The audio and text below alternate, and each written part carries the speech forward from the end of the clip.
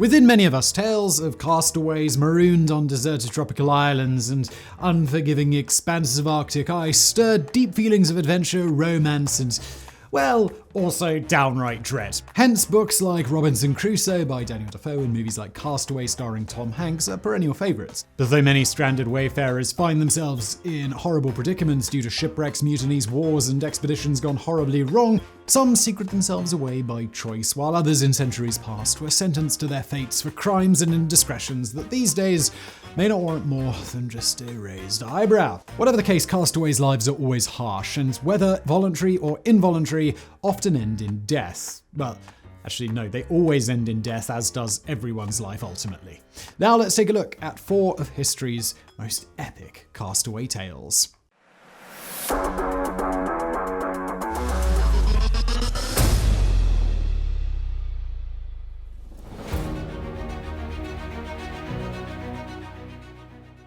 For more than 4 years in the early 1700s, Scotsman Alexander Selkirk lived as a voluntary castaway on an uninhabited island nearly 500 miles off Chile's west coast. And though his self-imposed seclusion wasn't particularly long by castaway standards, his story inspired the aforementioned classic Robinson Crusoe. One of 7 children, Selkirk was born in 1676, and by all accounts, he was a bit of a problem child. As a young man, he apparently beat up his father and brothers and abandoned 2 women who claimed to be his wife. Sounds like a great guy. His abrupt departure from traditional Scottish life was hastened on August 27, 1695, when he failed to appear before an ecclesiastical court that had summoned him to stand judgment for a number of church-related infractions. Ah, the past. Intent on leaving such pettiness behind him once and for all, just days before Selkirk had taken to the high seas. It was the era of the pirate, and the fiery young Scotsman signed on with buccaneering expeditions that promised endless adventure and of course untold riches. Fast forward more than half a decade and things, well, they hadn't exactly panned out for him. In 1703, hoping for a fresh start, Selkirk signed on as a crewman with nefarious privateer William Dampier, captain of the Cinque Ports, a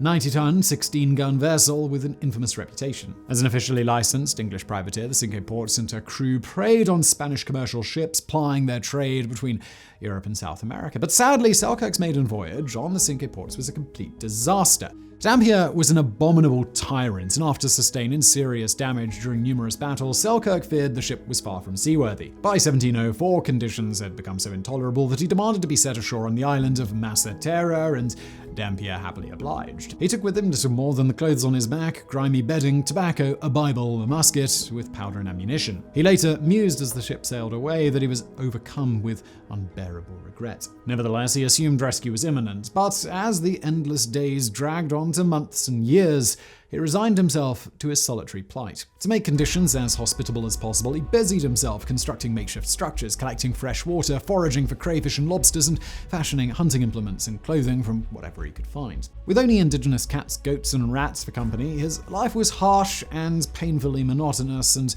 violent storms often meant that he'd spend days wet without fire. During that time, 2 Spanish ships landed on the islands, but instead of throwing himself at their mercy, he had to avoid being taken prisoner or worse yet, killed. Then, on February 1, 1709, 2 privateers dropped anchor offshore, and as luck would have it, they were flying Union Jacks. Lighting a signal fire to alert the ships, an emaciated, filthy, and goatskin-clad Selkirk was subsequently rescued by none other than William Dampier, who, having survived the sinking of the Cinque Ports, was now sailing with Captain Woodes Rogers. After a brief recovery, Selkirk was made captain of a recently captured ship and spent another 8 years at sea, during which time he amassed quite a fortune. So, it all worked out in the end. Eventually tiring of a life at sea, he returned home to Scotland more than 2 decades after departing. Attempting to slip into normal life, he purportedly eloped to London with a 16-year-old dairymaid, only to succumb to the lure of the sea just a year later, this time as an officer in the Royal Navy. On the 13th of December 1721, 45-year-old Lieutenant Selkirk died of yellow fever on board the HMS Weymouth off the coast of West Africa.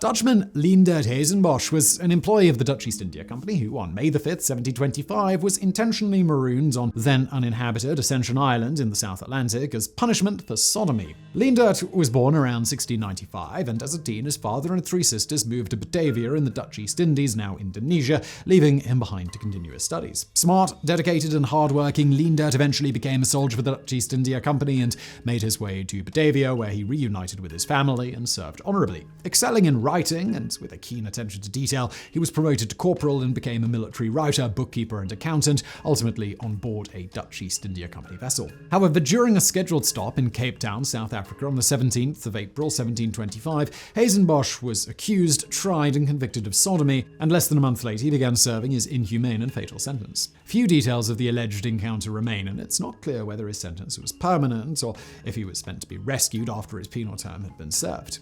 Either way, the tribunal that convicted him must have known that they were handing down a death sentence, and perhaps to assuage their own guilt, they provided the young Dutchman with a 10-month ration of water, seeds, modest clothing, prayer books, and writing materials. On the island, Hazenbosch spent much of his time searching for sources of fresh water, of which the island had two, though neither was permanent and prolonged periods of drought were common. According to his diary, he survived by drinking his own urine and the blood and urine of fish, birds, and sea turtles.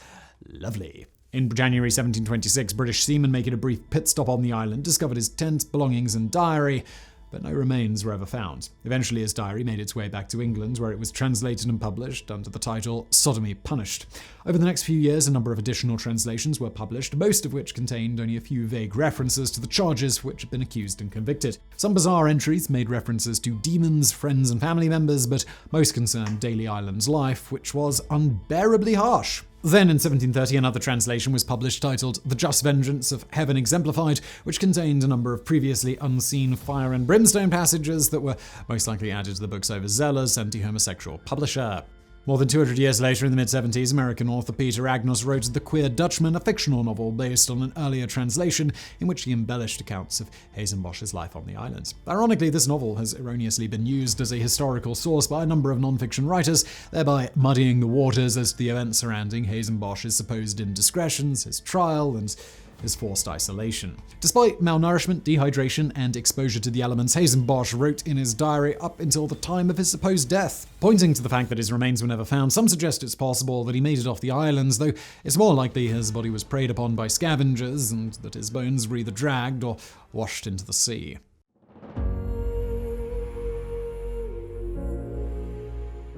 Over three distinct periods between 1952 and 1977, New Zealander Tom Francis Neal spent 16 years living alone in the Cook Islands. Born in November of 1902, Neal joined the Royal New Zealand Navy as a young man and spent more than 4 years traveling the Pacific before opting for civilian life and a chance to experience the exotic tropical paradise on his own terms. For the next 6 years, he island hopped, supporting himself by working various odd jobs, including working on banana plantations and filling in as a storekeeper when regular employees were on leave. Near the end of the Second World War in 1945, when he was nearly 43, Neal was tasked with delivering stores for coast watchers in Sawara Atoll, where he decided it was that he wanted to live, but it wouldn't be until late 1952 when he finally set foot on the islands that had been uninhabited since the war's end. With 2 cats and a few hastily gathered supplies, he landed on the mile-long, 200-foot wild islands of Anchorage. Neal quickly found items left behind by the coast watchers, including a damaged boat, water tanks, a few books, and thriving populations of chickens and pigs, the latter of which he hunted to extinction because they devastated the island's vegetation. Subsisting on fish, shellfish, eggs, chicken, breadfruit, and coconuts during his first stint on the island, which lasted 2 years,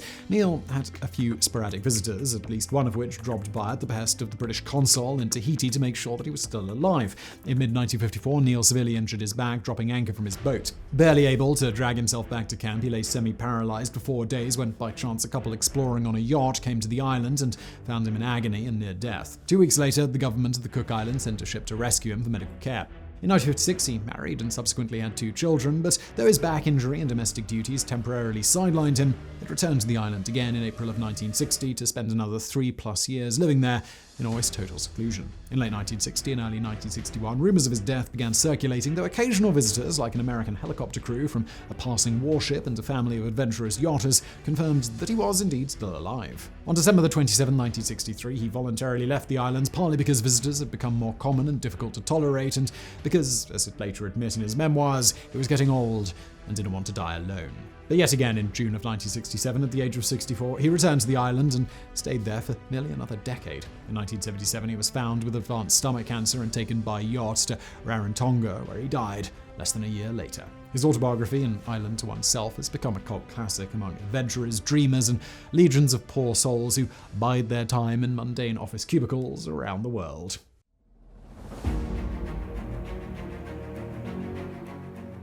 Accompanied by only hungry bears and a frozen corpse, petite 23-year-old Inupiaq woman Ada Blackjack found herself nearly alone on Wrangel Island in the East Siberian Sea in June of 1923. 2 years before, she and 4 white explorers had been dropped off to claim the island for Britain, but truth be told, Ada had signed on to escape grinding poverty and an abusive husband and to pay for medical care for her last surviving son who had tuberculosis and was living in an orphanage. The expedition's private organizer and financier provided the team with 6 months' worth of supplies and enough money to hire native guides, cooks, and porters to get them through the impending winter. But due to the risk involved, none of them took up the offer, and the 5 set out on their own. After arriving in September 1921, the men set up camp, ran scientific experiments, and hunted while Ada cooked, cleaned, sewed, and fell into deep despair, largely due to the constant verbal abuse from the team's leader, Lorne Knight. Yet despite the hardships, the first winter and summer passed without incident, and by the time the second summer rolled around, their supplies were dangerously low. Hoping for the best and moderately confident that they'd be relieved as planned in the next few months, by October, the realization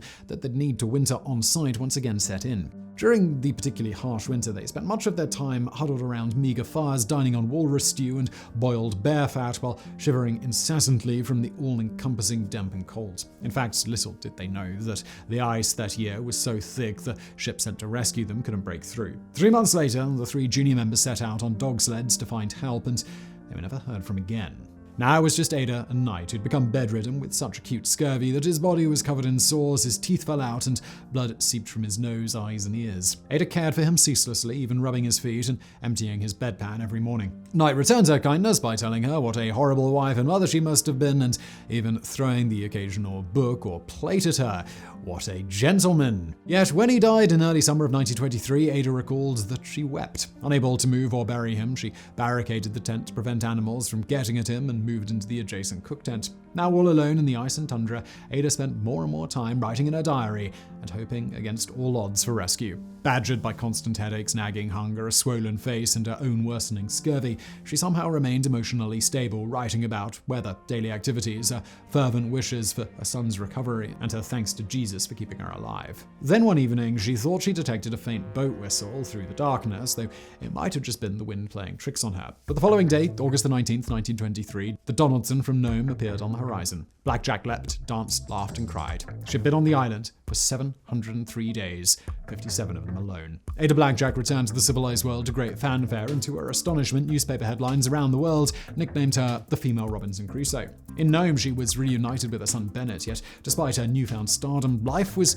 never anything but a constant struggle. Bennett struggled with tuberculosis and other health issues until he died in 1972 at the age of 58. For most of her life, Ada refused to talk to reporters, though she was mercilessly criticized for not doing more to save Lorne Knight's life. In the end, though she married and divorced twice more and had another son, she preferred poverty and obscurity to a public life. She too contracted tuberculosis and nearly died from it. However, she eventually recovered and supported herself by hunting, trapping, picking fruit, and herding reindeer until in 1983, she died in Anchorage at the age of 85.